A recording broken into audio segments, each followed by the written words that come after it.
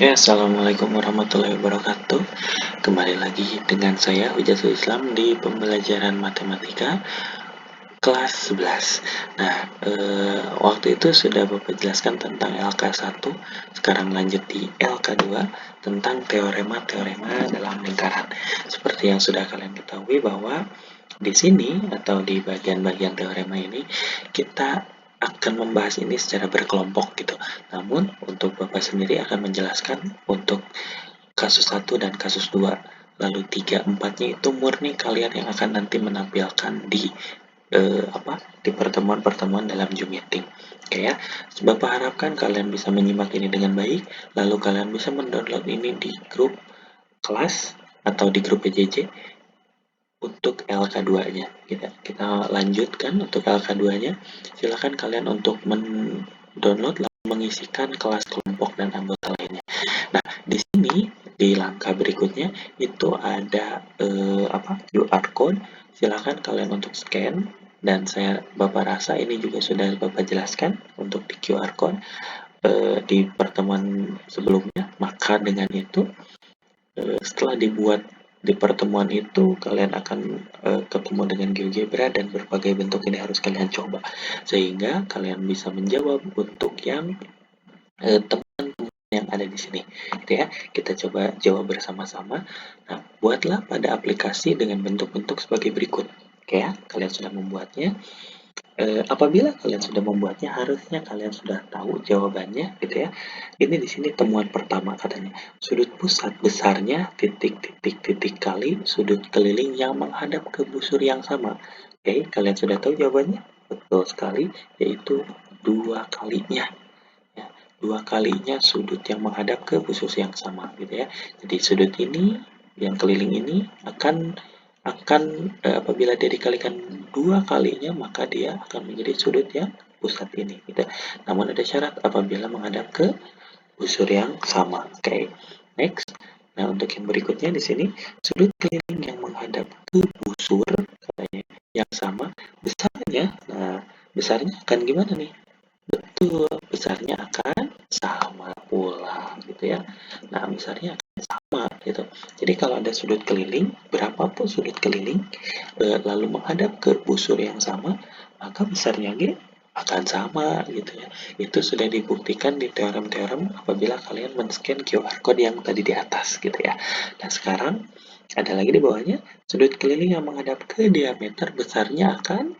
Nah, kalau tadi menghadap ke busur, sekarang ke diameter. Contoh di sini yang ini ya, yang ini berapa sudutnya? Betul, dia akan tegak lurus, yaitu siku-siku. Siku-siku itu berapa derajat? Betul ya, 90 derajat. Gitu ya. Nah, jadi jawaban-jawaban berdasarkan temuan itu harusnya seperti ini ya. Jadi sudut pusat adalah 2 kalinya sudut keliling berapapun banyaknya menghadap ke busur yang sama, dia akan besarnya sama, lalu sudut keliling apabila menghadap ke diameter, maka dia akan siku-siku atau 90 derajat. Next ya. Nah, di sini ada beberapa pembuktian dan ini yang akan kita bahas lebih lanjut gitu ya. Nah, di pembuktian-pembuktian yang sekarang gitu ya, di pembuktian yang sekarang ini ada selain dari gambar yang di atas tadi, ini ada Rani dan Nyoman juga ingin membuktikan hasil pengamatan mereka tentang hubungan sudut pusat dan sudut keliling pada gambar. Nyoman mengusulkan bahwa ada 4 kemungkinan. Nah, ya, ini kemungkinan pertama. Gitu ya. Kasus pertama.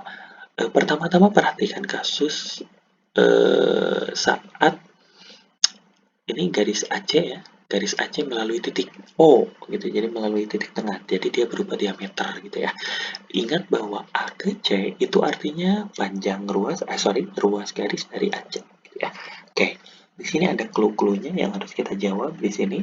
Oke, bukti katanya. Jadi dia Rani dan Nyoman akan membuktikan bahwa sudut pusat itu adalah 2 kalinya sudut keliling, atau dalam hal ini beta itu adalah 2 kalinya alfa kayak gitu ya.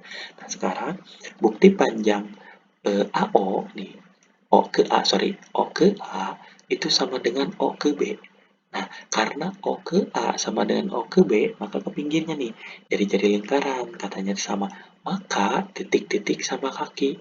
Maka apa? Betul, terbentuk segitiga segitiga apa? AOB. Nah, terbentuk segitiga AOB. Oke ya. Nih, sekali lagi panjang O ke A itu sama dengan O ke B, maka ini terbentuk sebuah segitiga, yaitu segitiga AOB yang sama kaki. Karena O ke A jari-jari, O ke B juga jari-jari gitu ya. Nah, kalau sudah sama kaki seperti itu, maka sudut OAB, katanya OAB itu akan sama dengan sudut OBA. Betul, OBA ya. Nah, OAB itu akan sama dengan sudut OBA gitu. Oke ya.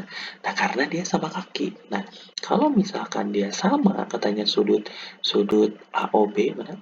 AOB dan OBA katanya tuh dia sama, maka kita dan kalian sudah tahu bahwa jumlah sudut segitiga itu harus 180 derajat, maka kalian juga tahu bahwa untuk sudut di titik O-nya itu akan menjadi 180 yang dikurangi dengan 2 alfa gitu ya. Kenapa 2 alfa? Karena tadi TA sudut OAB itu sama dengan sudut OBA.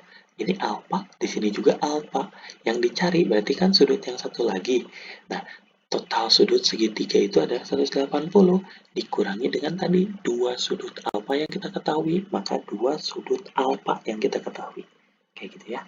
Nah, kalau misalkan sudah seperti itu artinya 180 ini dikurang dengan beta. Kenapa? Karena di kasus-kasus yang awal, karena di pendahuluan yang awal, 2A itu adalah beta atau beta ini dua kalinya sudut alfa ini gitu kan. Nah, maka 180 dikurang beta, maka beta di sini sama dengan 2 alfa. Aman ya? Nah, silahkan diulang kembali baru kalian pahami kembali gitu ya. Nah, itu kasus pertama. Next di kasus yang kedua. Nah, kasus yang kedua, sekarang perhatikan kasus yang lebih umum katanya. Jadi hampir sama dengan yang tadi, namun saat AC tidak melalui titik pusat lingkaran. Lalu katanya tarik garis AD yang melalui O sehingga membagi dua atau membelah sudut alfa tadi dan sudut beta tadi. Sudut alfa ini menjadi A1 dan A2, sudut beta ini menjadi beta 1 dan beta 2. Oke ya. Nah, dengan cara yang sama yang awal, kita tahu bahwa B1 itu adalah dua kalinya alfa 1. Karena B1 ini menghadap tali busur yang ini nih BD dengan sama aja dengan alfa ini menghadap ke BD juga kan. Nah, karena seperti itu maka yang bawahnya juga akan sama gitu ya. B2 itu sama dengan 2 kali alfanya. Nah, sekarang kita punya beta itu, nah beta itu adalah B1 ditambah dengan B2. Maka ini akan sama dengan 2A1 ya, ditambah dengan 2A2 ya, karena sama dengan ini. B1-nya saya ganti dengan ini. Tulis di bawah, B ininya akan sama juga dengan ini, tulis di bawah. Nah, kalau sudah seperti ini, maka ini sama dengan 2 gitu ya, dalam kurung A1 ditambah dengan A2. Nah, kalau udah A1 ditambah A2, aduh maaf ini seperti ini gambarnya. Nah, kalau A1 sudah dengan A2, tadi A1, A2 ini adalah alfa di sini, lihat ya. Maka sama dengan 2A gitu ya. Maka dari kasus 1 dan kasus 2 jawabannya sama. Betanya itu adalah 2A, sedangkan di sini juga sama, beta itu adalah 2A. Nah, itu adalah perumpamaan dari kasus 1 dan kasus 2. Masih ada dua kasus lagi, yaitu kasus 3 dan masih panjang, dan ada kasus 4 gitu yang ini. Nah, silakan untuk kalian coba dan kalian pahami kembali gitu ya. Apabila kalian belum mengerti, silakan untuk ulang lagi videonya dan boleh menanyakan ke Bapak secara langsung. Demikian untuk penjelasan di kasus 1 dan kasus 2. Silakan untuk kalian pahami kembali. Sekian dari Bapak. Assalamualaikum warahmatullahi wabarakatuh.